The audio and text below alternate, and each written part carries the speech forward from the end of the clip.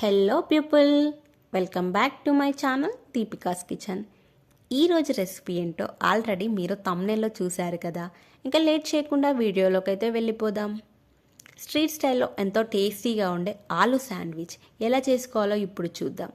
ముందుగా 2 పెద్ద సైజు బంగాళదుంపలను తీసుకొని వాటి చెక్కు తీసేసి ముక్కలుగా కట్ చేసి వాష్ చేసుకోవాలి. వాష్ చేసుకున్న ఈ బంగాళదుంపలను ఒక గిన్నెలో వేసుకొని స్టవ్ ఆన్ చేసి మీడియం ఫ్లేమ్లో ఉడికించుకోవాలి.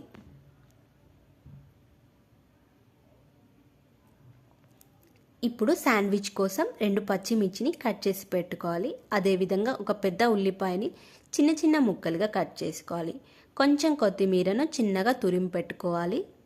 బంగాళదుంపలు ఉడికాయా లేదా ఒకసారి చెక్ చేసుకొని స్టవ్ ఆఫ్ చేసి ఉడికిన బంగాళదుంపలను ఒక ప్లేట్లోకి తీసుకోవాలి.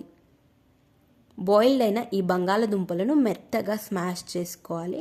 స్మాష్ చేసుకున్న బంగాళదుంపలో కట్ చేసి పెట్టుకున్న ఉల్లిపాయ, పచ్చిమిర్చి, తురుముకున్న కొత్తిమీరను వేసుకోవాలి. దీంట్లోకి కొన్ని చిల్లీ ఫ్లేక్స్ యాడ్ చేసుకోవాలి. చిల్లీ ఫ్లేక్స్ లేకపోతే మీరు ఎండుమిర్చిని దంచి చిల్లీ ఫ్లేక్స్గా కూడా వేసుకోవచ్చు. రుచికి సరిపడా ఉప్పు, కారం, టేబుల్ స్పూన్ ధనియాల పొడి, గరం మసాలా వేసుకోవాలి. ఇప్పుడు 2 బ్రెడ్ స్లైస్ని తీసుకొని ఒక బ్రెడ్ స్లైడ్పై టమాటా సాస్ అండ్ పుదీనా చట్నీ వేసుకోవాలి. ఒకవేళ మీ దగ్గర పుదీనా చట్నీ లేనట్లయితే స్కిప్ చేసుకోండి.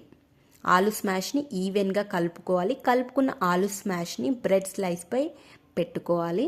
ఇప్పుడు స్టవ్ ఆన్ చేసి కొంచెం నెయ్యి వేసుకొని బ్రెడ్ స్లైస్ని ప్యాన్పై పెట్టుకొని కాల్చుకోవాలి. అదేవిధంగా ఇంకో బ్రెడ్ స్లైస్ని కూడా కాల్చుకోవాలి.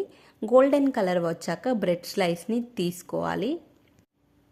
ఈ ఆలు శాండ్విచ్ని కెచప్తో పేర్ చేస్తే చాలా చాలా బాగుంటుంది. మీ పిల్లలు ఈవినింగ్ ఏదైనా స్నాక్స్ కావాలి టేస్టీగా అన్నప్పుడు ఈ శాండ్విచ్ చేయండి. 10 నిమిషాల్లో అయిపోతుంది. ఎంత క్విక్గా అయిపోయింది కదా ఈ రెసిపీ. ఈ రెసిపీని మీరు ట్రై చేయండి. ఎలా కుదిరిందో నాకు కామెంట్లో చెప్పండి. మరిన్ని ఫుడ్ రెసిపీస్ కోసం నా ఛానల్ని సబ్స్క్రైబ్ చేయండి. మరి థ్యాంక్స్ ఫర్ వాచింగ్.